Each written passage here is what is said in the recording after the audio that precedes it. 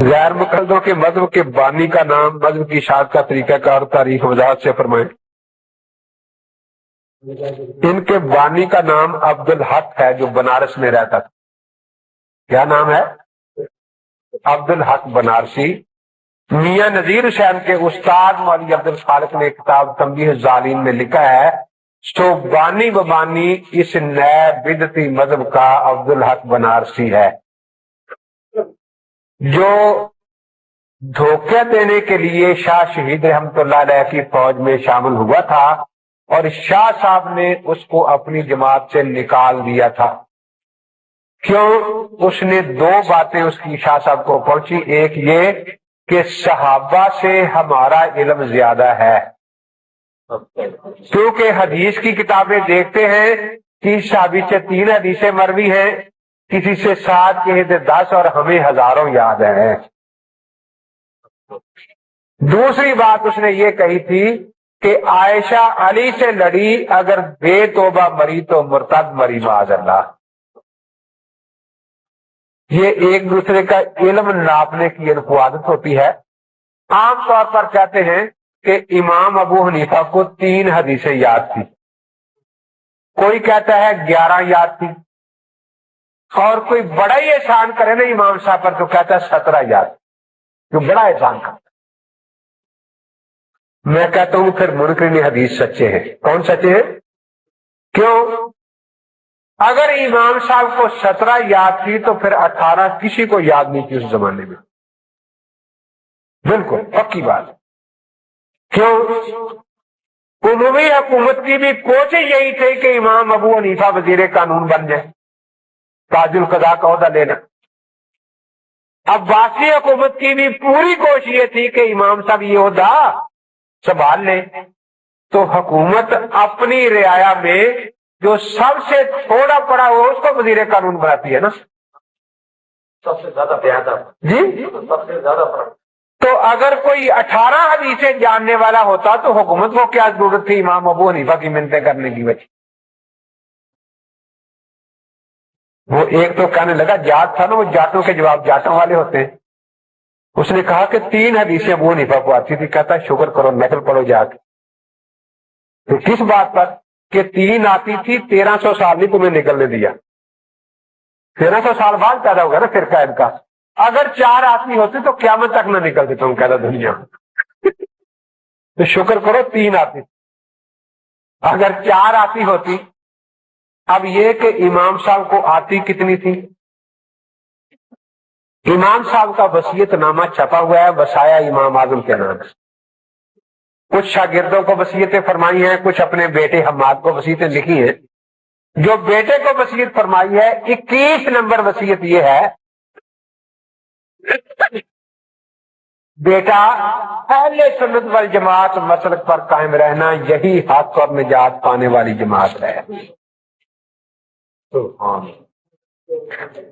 23 number وصیت کیا ہے؟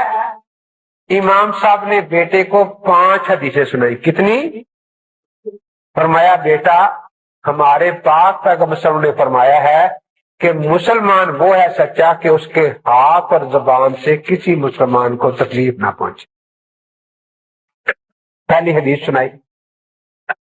دوسری حدیث سنائی کہ حضرت پاک نے فرمایا بیٹا اللہ کے پاک پیغمبر فرما گئے ہیں وہ کبھی سچا مومن نہیں ہو سکتا کہ خود پیٹ بھر کے سوئے اور ہمسایا اس کا بھوکا۔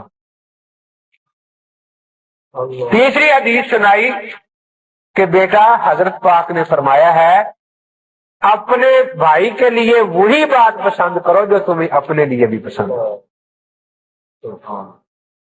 پھر چوتھی حدیث سنائی کہ بیٹا حضرت پاک نے فرمایا ہے اسلام کی اچھائی اور خوبی یہ ہے کہ لا یعنی کاموں اور باتوں کو انسان کرے۔ پھر پانچویں حدیث سنائی اور فرمایا کہ اللہ نے فرمایا ہے کہ حلال کھلا کھلا پتا ہے کہ یہ چیز حلال ہے، حرام بھی سب کو معلوم ہے، بعض چیزوں میں کچھ شبہ ہوتا ہے، دین بچانا ہے تو شبہ والے چیزوں سے بھی بچنا۔ یہ 5 حدیثیں سنا کر امام کیا فرماتے ہیں بیٹا ان 5 حدیثیں کو آئینے کی طرح اپنی زندگی میں یوں سامنے رکھنا اور ان پر اپنے اعمال کا محاسبہ کرتے رہنا۔ یہ 5 حدیثیں ان 5 لاکھ حدیثوں کا نچوڑ ہے جو مجھے یاد ہے. یہ 5 حدیثیں کتنی حدیثوں کا نچوڑ ہے؟ 5 لاکھ حدیثوں کا نچوڑ ہے جو مجھے یاد. ایک کہنے لگا جی ان کو حدیث کم آتی تھی، امام بخاری کو تو 3 لاکھ آتی تھی، کوئی کہتا 6 لاکھ آتی تھی، ان کو 3 آتی تھی، ان کو 6 لاکھ آتی تھی. میں نے کہا پھر ہمیں کیا فائدہ؟ جس کو 6 لاکھ آتی تھی 1 رکعت کا نماز کا طریقہ تو بتا کے نہیں گیا ہمیں، اور جس کو 3 آتی تھی ساری نماز پڑھنی سکھا گیا. تو ہمیں تو نماز پوچھی جانی ہے نا کہ بھی نماز پڑھی تھی یا نہیں پڑھی تھی. تو ہمیں تو وہ 3 والا ہی اچھا ہے نا، بے شک اسے 1 ہی آتی ہوتی، لیکن جب ہمیں خدا کی عبادت کا مکمل طریقہ بتا کے گیا ہے اور ان کی کتاب میں 1 رکعت کا بھی مکمل طریقہ نہیں ہے، تو ہمیں کس کے پاس جانا چاہیے؟ جو پوری نماز سکھائے یا جو تکبیر تحریمہ سے بھاگ جائے؟ کیا خیال ہے؟ مولانا نے جو آپ کو واقعہ سنایا اس میں یہ بھی تھا جو مجھے سنایا پہلے کہ مولوی محمد یحییٰ صاحب نے نماز پیچھے پڑھی حنفی امام کے، بعد میں لوٹائی. اب دیکھیے ان کے بعض دوست ہمارے مسجدوں میں نماز پڑھ لیتے ہیں، پڑھتے ہیں یا نہیں؟ تو ان کو واضح کرنا چاہیے، انہیں بتانا چاہیے کہ تمہاری نماز نہیں ہوتی، کیونکہ اگر مولوی صاحب کی نہیں ہوئی تو ان کی بھی نہیں ہوتی نا.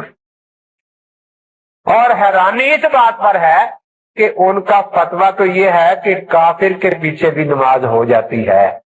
نظر البراق میں لکھا ہے. اس لیے مولانا ثناء اللہ صاحب انصاری کا فتویٰ تھا نا کہ مرزائیوں کے پیچھے نماز جائز ہے. فتاوی علماء حدیث میں موجود ہے ان کا فتویٰ کہ مرزائی کے پیچھے نماز.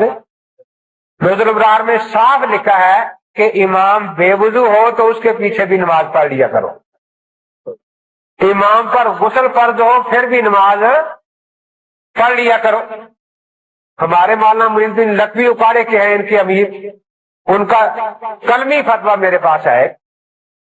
ایک آدمی نے پوچھا کہ میں سفر میں تھا، نماز کا وقت تھا، ایک مسجد نظر آئی، میں پڑھنے چلا گیا. جب وضو کر کے جماعت میں کھڑا ہوا اور اللہ اکبر کہنے لگا نا تو سامنے دکھا تھا مسجد احمدیہ. تو 8-10 آدمی نماز وضو کر رہے تھے. میں ڈرا کہ اگر میں اب چھوڑ کر جاؤں گا تو یہ مجھے پیٹے نہ کہیں، اس لیے میں نے وہ نماز ان کے پیچھے پڑھ لی. اب مجھے آپ بتائیں کہ وہ نماز ہو گئی یا نہیں؟ اگر آئندہ ایسا واقعہ سے پیش ہے تو کیا کرنا چاہیے؟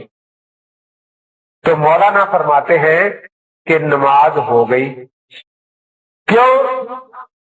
ہاں ذرائع کے پیچھے نماز ہو گئی. کیوں کہتے ہیں؟ ہماری نماز کا امام سے کوئی تعلق ہی نہیں ہوتا، ہم اپنی فاتحہ خود پڑھ لیتے ہیں، اس لیے ہماری نماز کا امام کی نماز کے ساتھ کوئی تعلق ہے.